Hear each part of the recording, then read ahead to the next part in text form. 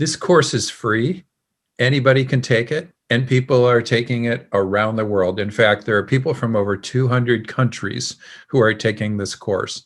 Of all the things I've done in my career, this has to be one of the top activities. I didn't expect 100,000 users in the first 8 months of creating this course. I just think that so many people need to find purpose and meaning in their lives at this point in time.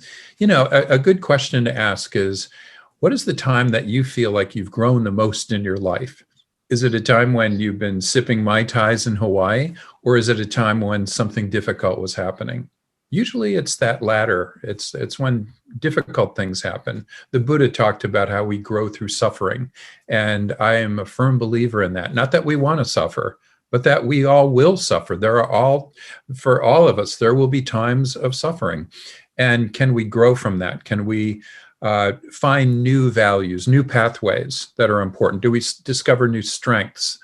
And can we find and maybe repurpose our lives to something that is more meaningful, more valuable, more important, things that we care about? And usually the things that we care about are not things. Usually they're people. And usually you can just turn around and find those people right next to you. It's really, truly trying to think about living a big life as opposed to necessarily living a really long life. If we stretched out our lives to maybe 140 years or 150 years, what would we do in that life?